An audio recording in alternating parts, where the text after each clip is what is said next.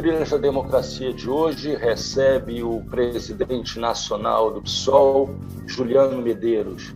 Juliano, seja muito bem-vindo ao Trilhas da Democracia. É um prazer recebê-lo nesse espaço de diálogo sobre a democracia e os direitos humanos. Obrigado, Marco. Eu que agradeço o convite. Espero que a gente tenha aí uma conversa produtiva. Juliano, o PSOL está prestes já a alcançar sua maioridade, né?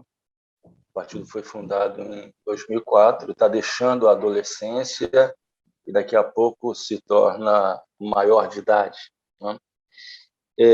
O partido nasce muito crítico em relação ao Partido dos Trabalhadores, ao governo Lula, né? E depois do golpe de 2016, da eleição do Bolsonaro, desse desgoverno que nos acompanha aí já há quase 3 anos, o PSOL se reaproximou do PT. Você deu uma entrevista para a Folha de São Paulo no final de 2020, e eu acho que esse é o pontapé inicial da nossa conversa, afirmando que o partido continua radical, como nas suas origens, só que amadurecido. Eu queria que você compartilhasse um pouco no que o PSOL continua radical e no que ele amadureceu em relação à sua fundação, seu momento de fundação. Olha, Marco, essa é uma excelente pergunta, porque nos faz refletir sobre o papel dos partidos políticos. E eles só são úteis, em particular os partidos políticos de esquerda, socialistas, libertários, que defendem uma mudança profunda da estrutura econômica, social e política do Brasil. Eles só são úteis se eles puderem responder adequadamente a cada conjuntura política, cada realidade que o país vive. Então, o PSOL surge em 2005, ele alcança sua legalidade em setembro de 2005, embora tenha sido criado em 2004, ele nasce para manter certas bandeiras, para manter certas reivindicações que naquele momento ficavam em segundo plano, quando o Partido dos Trabalhadores chegava ao governo e construía uma coalizão de governo com partidos de centro-direita, partidos do espectro mais conservador. E isso, forçosamente, fazia com que certas bandeiras que eram muito caras para nós ficassem em segundo plano ou fossem mesmo esquecidas durante aquela experiência. Então, o pessoal surge primeiro para manter essas bandeiras.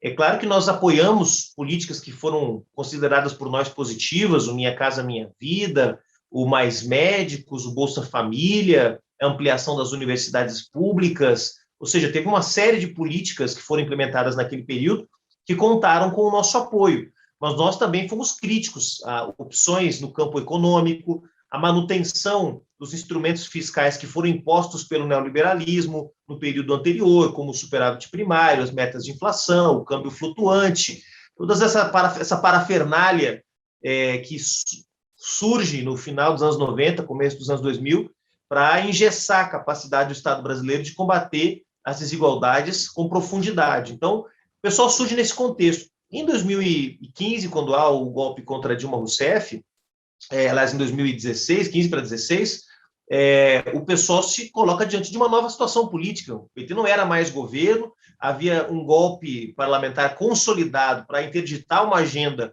contraditória, mas com avanços também, né? E para colocar no seu lugar uma agenda de retrocessos muito clara, muito evidente. Então, que utilidade teria o PSOL para a transformação do Brasil se ele ficasse preso à crítica de um governo que não existia mais, que era o governo de coalizão liderado pelo Partido dos Trabalhadores? Então, o pessoal só teria utilidade para o projeto de transformação do Brasil que nós defendemos se ele trabalhasse pela unidade das forças de oposição ao governo Temer para barrar aquela agenda e seguir sustentando as nossas ideias e bandeiras. Quando vem o governo Bolsonaro, isso se torna ainda mais necessário. Então, eu acho que o grande acerto do pessoal nesse processo de amadurecimento que eu mencionei, que nem sempre, Marco, é muito entendido. Tem gente que toma isso como uma crítica, como se eu estivesse dizendo que o PSOL, na sua primeira década de existência, tivesse sido um partido imaturo, mas não é disso que se trata. Era um partido que estava em processo de consolidação, né? E é a isso que eu me refiro quando eu falo de amadurecimento. Mas acho que a grande demonstração de maturidade do PSOL foi ter tido a capacidade de responder adequadamente a essas mudanças conjunturais. ao invés de ficar preso, como muitos partidos de esquerda continuam presos à crítica dos erros que o PT cometeu no governo, a gente teve a maturidade, o compromisso de deixar isso em segundo plano e colocar em primeiro plano os interesses do povo brasileiro, a defesa dos direitos sociais contra o Temer e agora contra o Bolsonaro.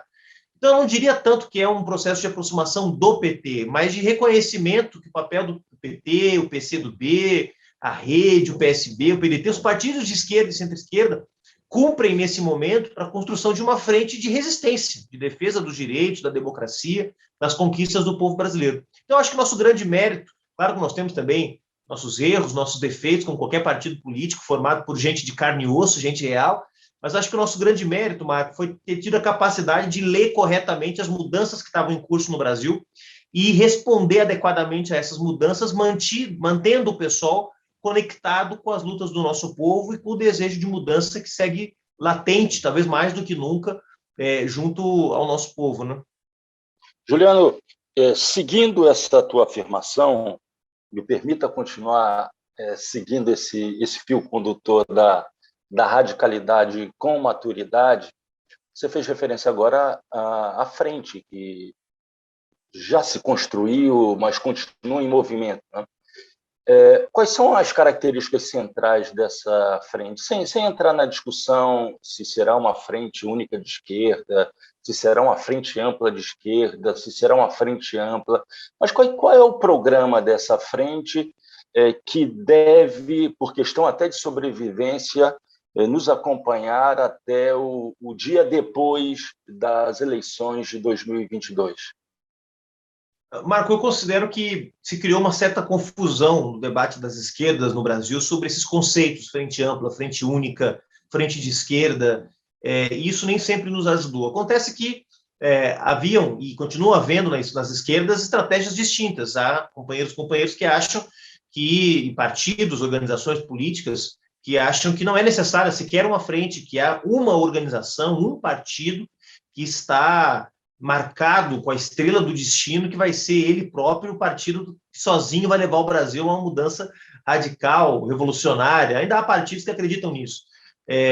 Nós do PSOL, por exemplo, nos associamos à ideia de que é necessário ter uma frente das esquerdas, há outros partidos que acham que é preciso ter uma frente ampla com setores dos partidos de direita, centro-direita. Então, esse debate, que é um debate importante, porque ele traz consigo um conceito de política, um conceito de estratégia, por onde a gente faz as transformações que a gente defende, qual é o melhor caminho para mudar o Brasil, ele, embora seja importante, ele atrapalhou um pouco, porque acabou nos trazendo, às vezes, para debates que são meio, eu diria até inúteis, no sentido de que não são os debates que resolvem, mas a prática política, né, concretamente.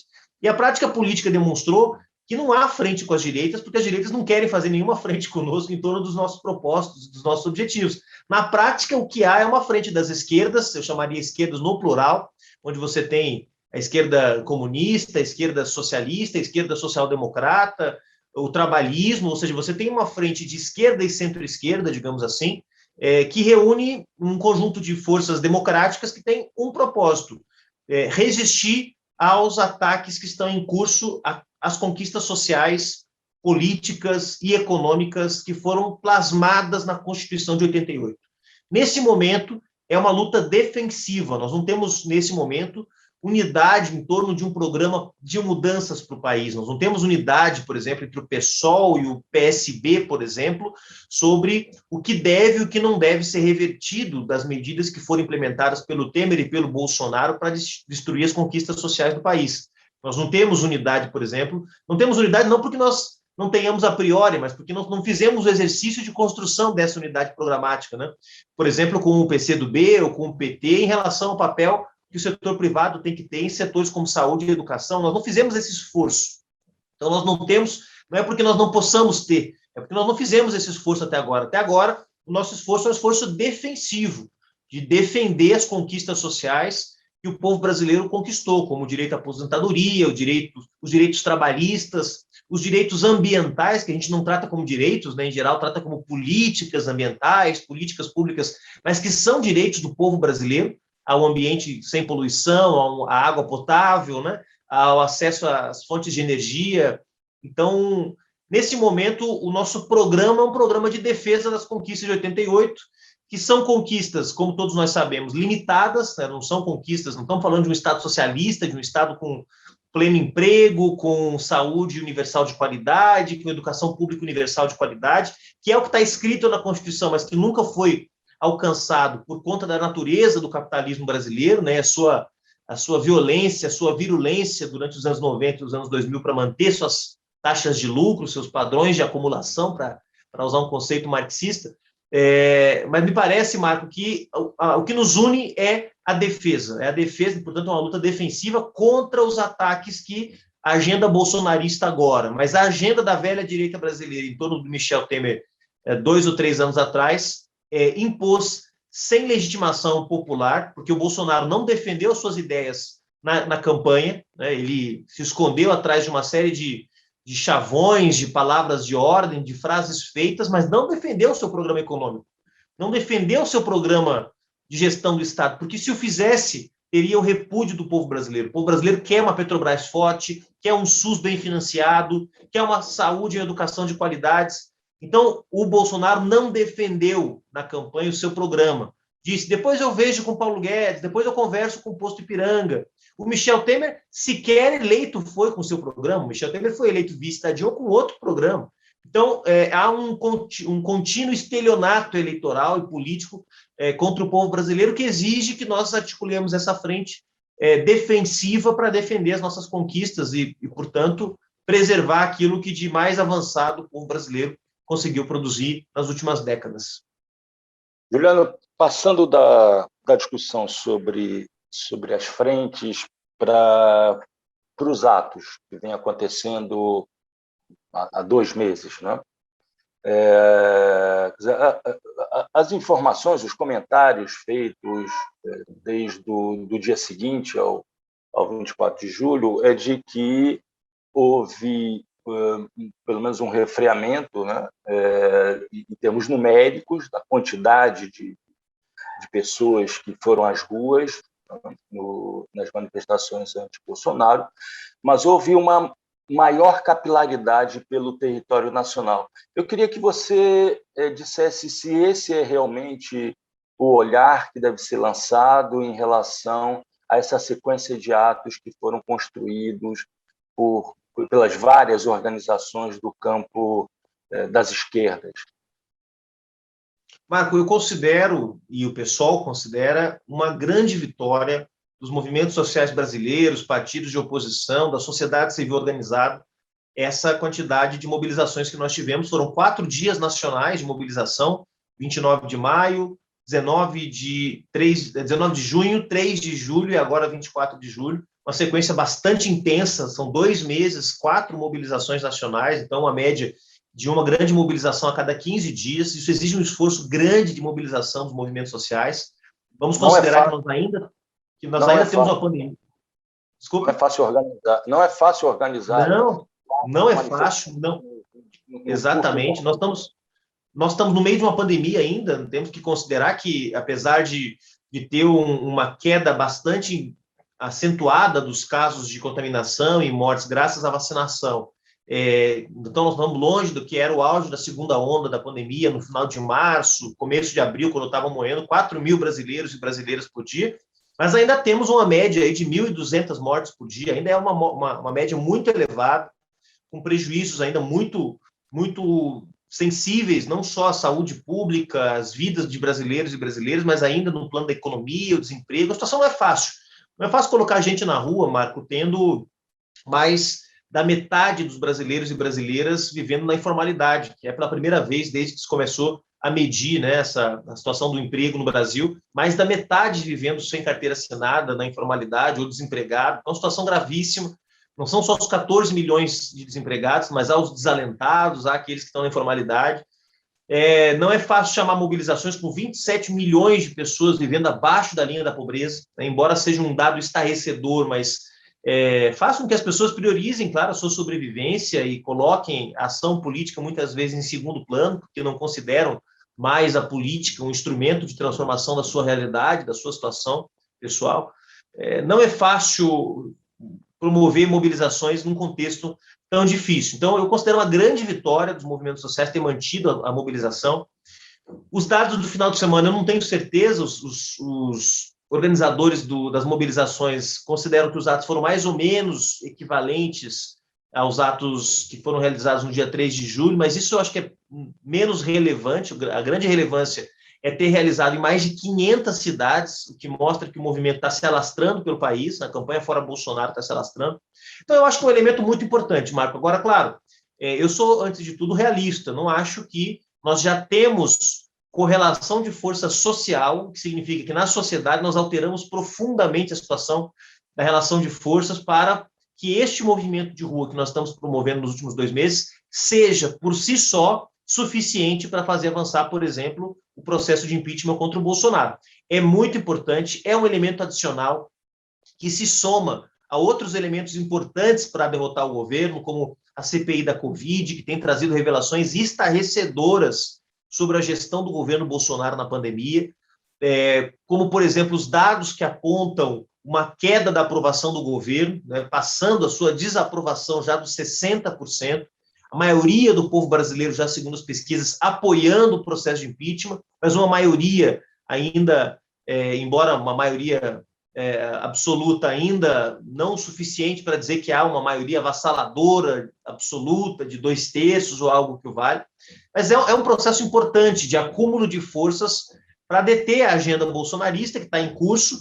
Por exemplo, o resultado desse processo de mobilização popular, de queda da aprovação do governo e de avanço da CPI, é que nós temos, nesse momento, uma renovação do acordo do Bolsonaro com o Centrão, com a indicação do Ciro Nogueira para a Casa Civil, demonstrando que o governo Bolsonaro se torna cada vez mais dependente do Centrão, cada vez mais dependente das bravatas e das ameaças dos militares, certamente é um tema que nós vamos explorar aqui hoje. Então, tem a ver com uma situação de fragilidade. Eu não acho que, quando o Braga Neto ameaça a democracia, isso seja uma demonstração de força do governo, pelo contrário, é uma demonstração de fraqueza. Quando o Ciro Nogueira, senador do PP, vai assumir um dos cargos mais importantes da República, ministro-chefe da Casa Civil, como uma demonstração de força, uma demonstração de fraqueza do bolsonarismo. E essa fraqueza se expressa também na disposição crescente de setores sociais de irem para a rua contra o governo. Então, eu acho que foi muito importante. Agora, claro, nós temos que analisar com cuidado para que não haja um processo de saturação, ou seja, a gente vai chamando mobilizações, os resultados vão demorando a aparecer, porque o resultado que o povo quer é vacina, que a vacina já tem aumentado, a vacinação tem aumentado, felizmente, e o impeachment do Bolsonaro. E o impeachment depende de uma mudança da correlação de forças social, mas também de uma mudança da correlação de forças política. Nós temos que ter maioria do Congresso Nacional com a gente, né? E a pressão popular é importante, mas ainda não suficiente. Então, para que a gente possa ir avaliando passo a passo. Eu sei que os organizadores do movimento Fora Bolsonaro estão discutindo a convocação de um novo dia de lutas para o mês de setembro. Então, a ideia é dar um tempo, vamos dizer assim, no mês de agosto, avaliar o cenário, retomar um pouco de fôlego para fazer algo grande em setembro, para que a gente não corra o risco de fazendo mobilizações cada vez menores e esvaziando a potência desse movimento que é tão importante. Então, eu acho que é muito importante, o pessoal apoiou desde o primeiro minuto, Marco. Antes mesmo do movimento sociais organizados decidirem retomar, a gente já estava defendendo que fossem convocadas mobilizações, então ficamos muito contentes com a decisão corajosa dos movimentos sociais e temos apoiado essa agenda, inclusive formalmente, o nosso diretório nacional aprovou recentemente que o pessoal vai estar engajado nesse movimento unitário. Rechaçamos as iniciativas divisionistas que acontecem, né, muitas vezes nas esquerdas, gente querendo tomar a dianteira, gente querendo aparecer, gente querendo liderar, entre aspas, o movimento. Então, a gente fez questão de rechaçar essas iniciativas divisionistas e reafirmar o compromisso com a mobilização unitária, que tem sido muito importante. Juliano, uma pergunta que diz respeito ao interno do PSOL, né? E que, na minha avaliação, representa algo de maturidade, né? Você fez referência nessa entrevista já citada aqui algumas vezes. A entrada de Guilherme Boulos no partido e, dentro do mesmo contexto, digamos, a entrada de um setor considerável do PSTU que entra para o PSOL. Mas, ao mesmo tempo, a saída de Freixo, né, para o PSB. Como é que você relacionaria essas três esses três deslocamentos, digamos assim, que modificam o jogo interno do PSOL e a própria postura com que o PSOL se relaciona com os seus militantes, mas também com o seu eleitorado. Eu queria te ouvir sobre isso, sobre a importância da entrada do Boulos, a importância da entrada desse setor dissidente, né, do PSTU, e a saída de Marcelo Freixo. Marco, eu adicionaria nesse processo de entradas e saídas aí dois aspectos importantes, já não tão recentes, já faz aí 4 anos, mas também um deslocamento importante do PSB, através da Luísa Erundina e através do nosso companheiro também, Glauber Braga, que foram deslocamentos importantes. Eu acho que isso se deve muito, Marco, especialmente à posição que o pessoal teve no impeachment da Dilma Rousseff, porque ali uma parte considerável da esquerda brasileira olha para o pessoal e diz, bom, esses companheiros, esse partido, que não só tem sido importante para manter certas bandeiras caras à esquerda vivas, erguidas, hasteadas, mas também tiveram a responsabilidade histórica de compreender o que estava acontecendo e de lutar na mesma trincheira que aqueles que defendiam o governo Dilma em defesa da democracia. Eu acho que isso credenciou o pessoal para uma aproximação de setores sociais que queriam uma esquerda renovada, uma esquerda que não nega a sua raiz radical, né, no sentido etimológico do termo, que vai à raiz dos problemas, uma esquerda com práticas políticas bastante ilibadas, né, uma esquerda que, portanto, não tem problemas no aspecto ético, uma esquerda que é muito criteriosa para formar suas alianças políticas. Então, eu acho que havia uma demanda por uma esquerda renovada no Brasil, um partido que fosse ao mesmo tempo radical, mas aberto, arejado, né, acolhedor. E isso acho que o pessoal tem buscado ser, claro, com o passar do tempo vai se tornando mais evidente que a gente se tornou esse partido, no Partido da Renovação. Basta ver o perfil da nossa bancada federal, nossa bancada nas assembleias, nas câmaras de vereadores, muitas lideranças jovens, muitas mulheres, muitas negras, muitos LGBTs, né? Então, que mostra também que é um partido que traz esse perfil de renovação muito forte. E acho que foi se criando um ambiente, Marco, onde setores da esquerda brasileira, de diferentes orientações políticas, nós estamos falando aqui de um grupo de companheiros que veio do PSTU, de tradição trotskista, nós estamos falando aqui do Glauber e da Erundina, que vieram do PSB, um partido de centro-esquerda, nós estamos falando do Guilherme Boulos e um conjunto de militantes do MTST, que vieram do movimento social, né, de uma tradição muito específica, que remonta ao final dos anos 90. Então, são tradições políticas muito diferentes, e o pessoal ele só cresce porque também compreende que instrumentos partidários no Brasil que buscam ser de massas só podem sê-lo se forem plurais, né, se forem diversos, né, como é diversa a esquerda brasileira. E acho que isso tem respondido um pouco ao nosso crescimento, né? E claro, de alguma forma também coloca o nosso projeto em evidência. Isso é muito importante também. Cada vez mais gente começa a olhar para o PSOL como uma alternativa, né? Companheiros que antes tinham referência em outros partidos olham para o PSOL e dizem, bom, aqui tem alguma coisa interessante de renovação da esquerda, um partido combativo, mas que também está aberto a ouvir o movimento social, a se renovar e a ser transformado por esse processo de renovação que está em curso na esquerda brasileira. Não é um processo que atravessa um ou outro partido, mas que está em curso na própria esquerda brasileira. Ele vai atravessar o PT, vai atravessar o PCdoB, esse processo de renovação geracional, inclusive, mas não só geracional, também político, Marco, que traz uma nova agenda. Não é só a agenda do emprego, não é só a agenda da democracia, não é só a agenda da soberania nacional, são agendas centrais, mas também a agenda do feminismo, da luta contra o racismo, dos direitos humanos, dos direitos da natureza. Então, eu acho que, de alguma forma, o PSOL, por ser o partido que se reivindica do socialismo, mas também da liberdade, conseguiu se posicionar para ser expressão desse processo de renovação. Agora, claro, nem tudo são flores. Há também no nosso projeto, e a gente faz questão de ser assim, há limites também. Nós colocamos certos limites que, claro, dificultam nosso processo de crescimento. Ou seja, nós, por exemplo, somos muito criteriosos com as nossas alianças políticas, né?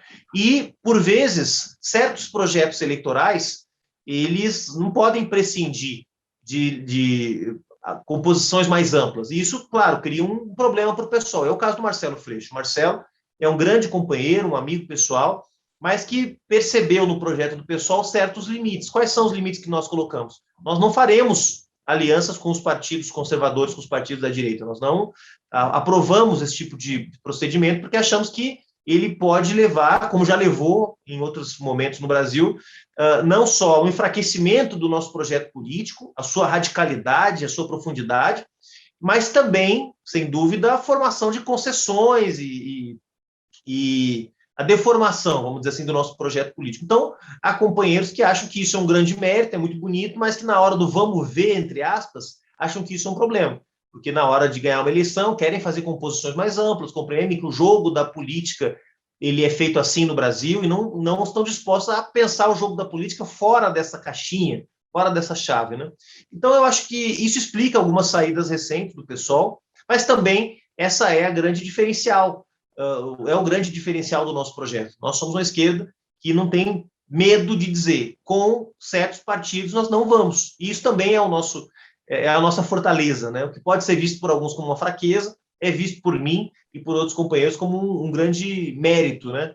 Isso explica um pouco esse processo de entradas e saídas, que eu acho, Marco, está na ordem do dia, é o desafio de pensar a esquerda fora das fórmulas que marcaram a esquerda até agora. Porque nós não estamos em 2002, nós não estamos nos anos 90, a política no Brasil mudou. E talvez Bolsonaro tenha nos ensinado isso mais do que qualquer um. Foi eleito presidente da República sem tempo de TV, num partido minúsculo e sem grandes alianças.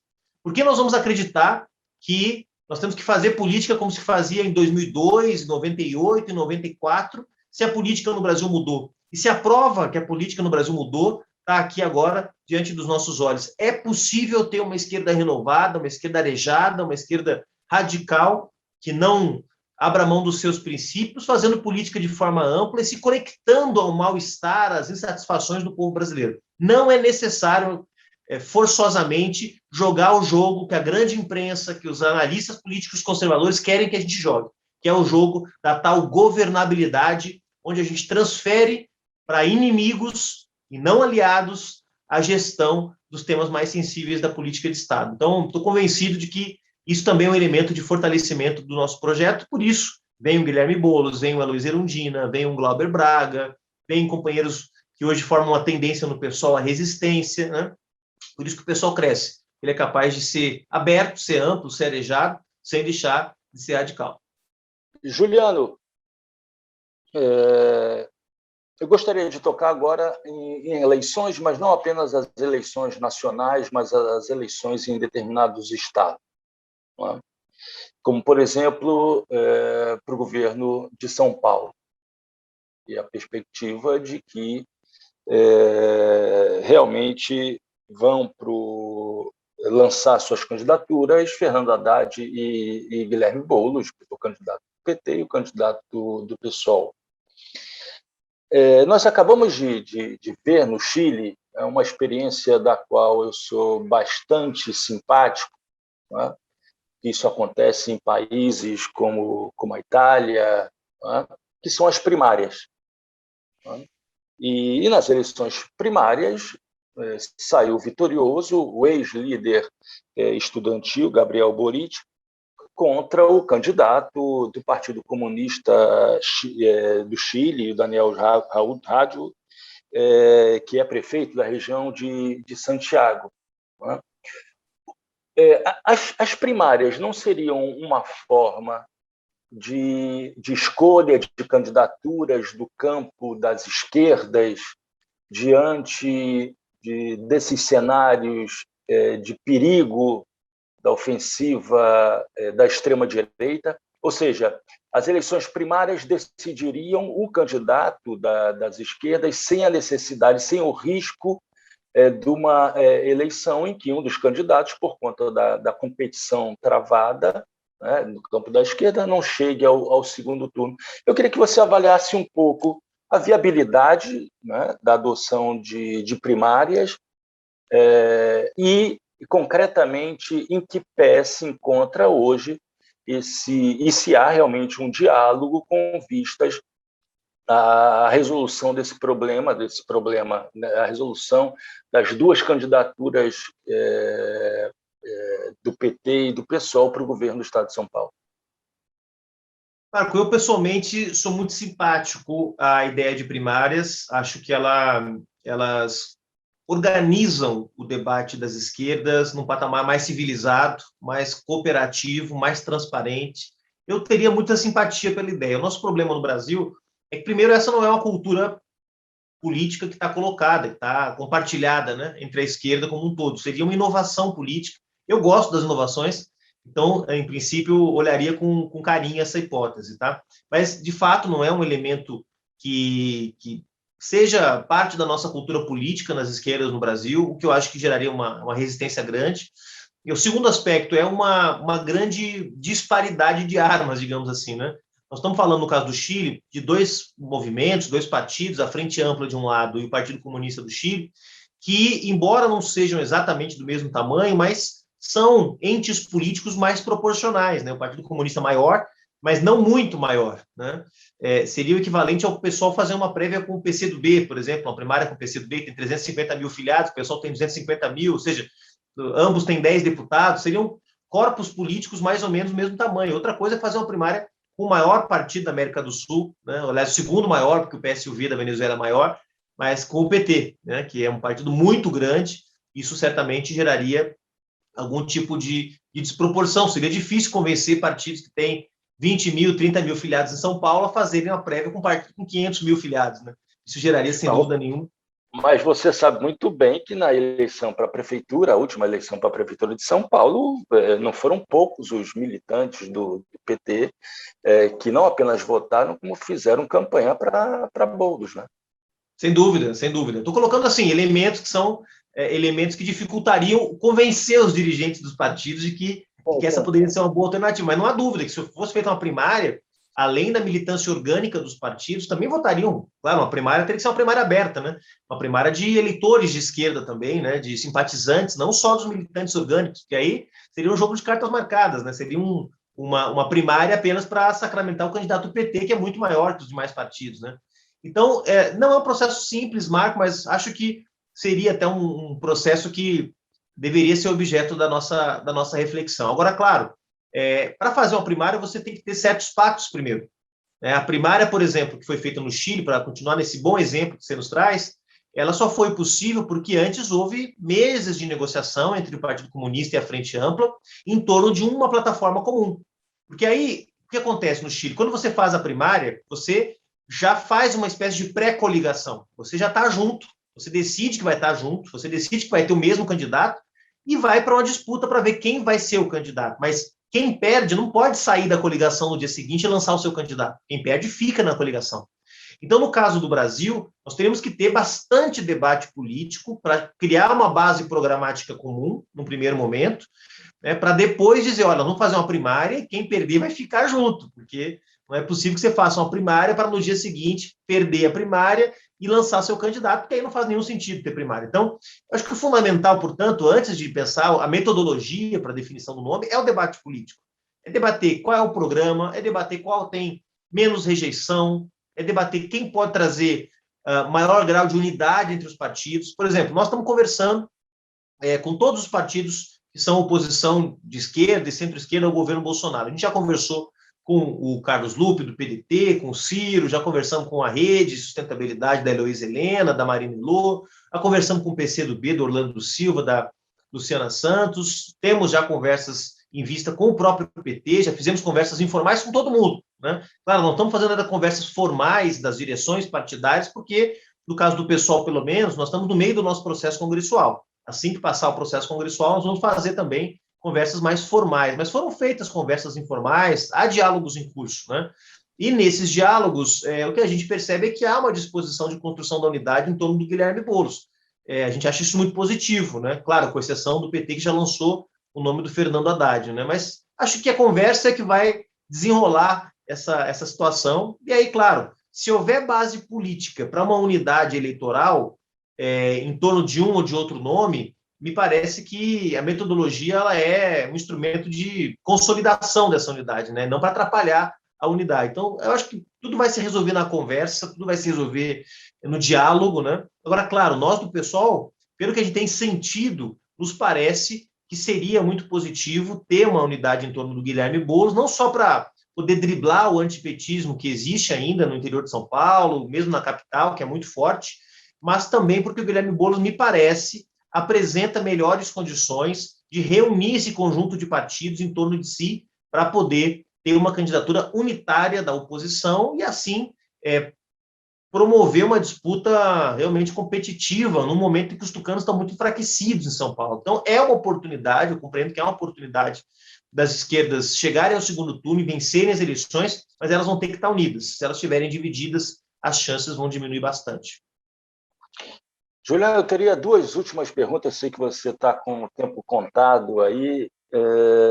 A primeira pergunta é a seguinte: recentemente, o Milton Temer, o grande Milton Temer, militante de primeira hora do PSOL, postou uma foto, né, de junho de 2004, em que aparecem lado a lado dois grandes intelectuais, históricos intelectuais das esquerdas brasileiras, Chico de Oliveira e Carlos Nelson Coutinho. E eu me recordo que, não poucas vezes, o Chico de Oliveira dizia que o problema do PT não era ser reformista, mas sim ser pouco reformista. O que fazer para que, numa eventualidade, né, da eleição de Lula, nas próximas eleições de 2022, fazer com que, e caso, né, e me parece que esse é o caminho, o PSOL se alie ao PT, né, não apenas no processo eleitoral, na disputa eleitoral, mas também para governar o Brasil. O que fazer para que esse novo governo, que Oxalá assumirá a presidência da República a partir de 2023, ser realmente um partido reformista nos termos do Chico de Oliveira? Aliás, uma menção aqui especial, Marco, não só ao Chico de Oliveira, como também o Carlos Nelson Coutinho, como também o Leandro Konder, três dos maiores intelectuais marxistas do Brasil, que terminaram suas vidas filiados ao PSOL. Né? Uma honra para a gente ter gente tão importante, tão séria, compreendendo que o Brasil precisava de um partido socialista radical naquele momento da história. Veja, bom, primeiro, falta muito tempo para isso ainda, a gente tem muitas batalhas pela frente em 2021, enfraquecer o governo Bolsonaro, tentar viabilizar o impeachment, não sendo possível o impeachment. Teremos outras entrevistas para captar esses movimentos. Claro, mas vamos fazer o exercício, eu topo esse exercício de pensar um pouco mais na frente, eu acho que é honesto com os nossos espectadores aqui também. Mas, enfim, falta muito ainda, claro, a prioridade é derrotar o governo Bolsonaro, não sendo possível tentar viabilizar uma unidade das esquerdas, eu defendo isso, o pessoal vai fazer essa discussão no seu congresso agora no mês de setembro, vai tirar uma orientação para a eleição de 2022, uma primeira orientação para 2022, eu defendo que o pessoal trabalhe por uma frente das esquerdas, eu, claro, sei que não vai ter todo mundo junto, muito difícil, todos os partidos de esquerda e centro-esquerda estarem juntos, mas unir o máximo possível de partidos de esquerda e centro-esquerda, essa é a minha defesa, que eu farei no congresso como militante do partido, como filiado do partido. E, bom, viabilizando essa unidade das esquerdas, precisa ganhar a eleição. E ganhando a eleição, precisa tomar posse. Então, e tomando posse, aí o pessoal vai debater se vai compor esse governo, se não vai compor, quais são as características desse governo. Né? Então, tem muita coisa mesmo para ser analisada até lá. Agora, eu defendo, Marco, e com certeza falo em nome do pessoal, que o Brasil precisa de um governo assumidamente antineoliberal, né, com fortes características anticapitalistas. Não é o governo que vai levar o Brasil ao socialismo, não se constrói socialismo a partir de governos, se constrói socialismo a partir de processos sociais, de movimentos de base, de mobilização da sociedade, é assim que se transformam as estruturas políticas, econômicas e sociais. Então, não é um governo que vai fazer isso, mas o governo que assumir, sendo o governo do ex-presidente Lula, de quem quer que seja, comprometido com a democracia, com os direitos sociais, ele vai ter que ter um compromisso, desfazer as maldades que foram promovidas pelo Temer e pelo Bolsonaro. Significa rever o teto de gastos, significa mudar as bases da política macroeconômica, significa mobilizar a sociedade para isso, porque o Congresso Nacional não vai ter maioria de deputados de esquerda. Nós podemos aumentar muito a nossa bancada, podemos chegar a 200 deputados, podemos chegar a 250 deputados. Eu vou dizer, nós podemos até ter maioria dos 513 deputados, 257, portanto. Só que tem muita coisa que foi colocada na Constituição e que, para ser desfeita, vai precisar de 2/3 de maioria qualificada para ser desfeita. Então, não adianta contar que o Congresso Nacional vai resolver o nosso problema. Nós vamos precisar de mobilização social, popular, para desfazer o teto de gastos, a reforma da Previdência, a reforma trabalhista, todo o sistema de proteção aos trabalhadores que foi precarizado no Brasil, para ter uma mudança da política econômica capaz de refinanciar o Estado brasileiro, para promover políticas de proteção aos mais vulneráveis, uma reforma tributária de verdade, não essa reforma tributária que está em discussão, ou a reforma tributária que foi feita no primeiro governo do Lula, que não é digna de ser chamada de reforma tributária, porque não resolveu o problema da sobretaxação dos mais pobres em detrimento dos mais ricos e da classe média. Então,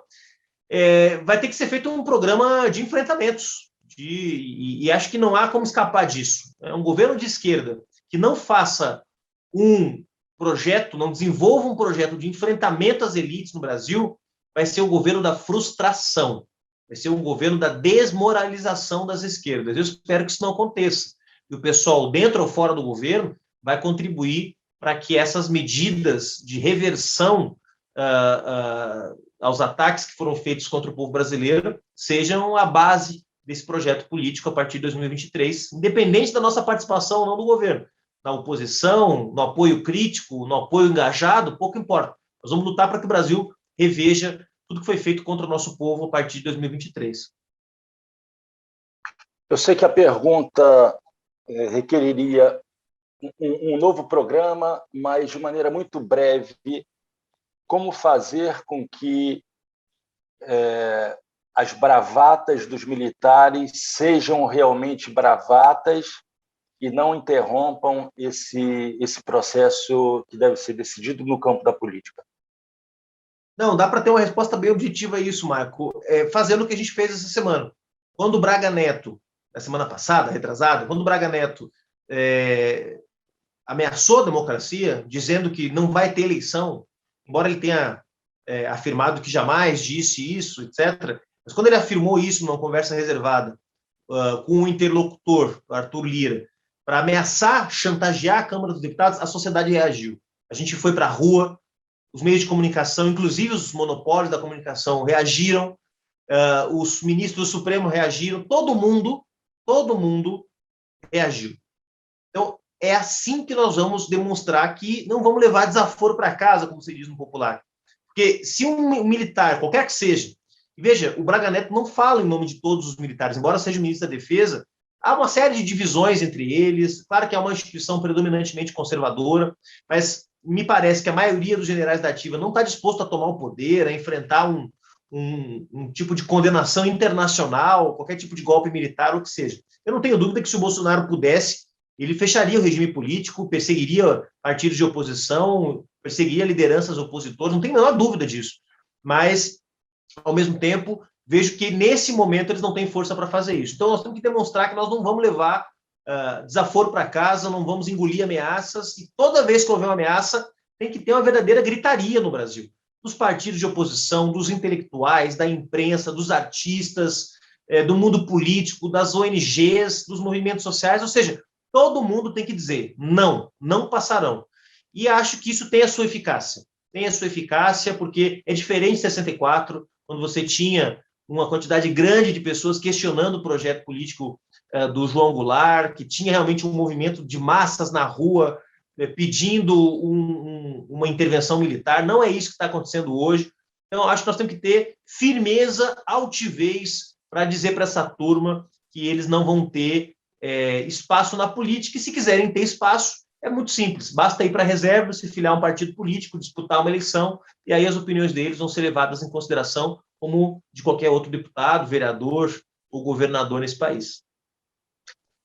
Juliano Medeiros, presidente nacional do Partido Socialismo e Liberdade, muito obrigado, e o Trilhas da Democracia volta na próxima semana. Até lá.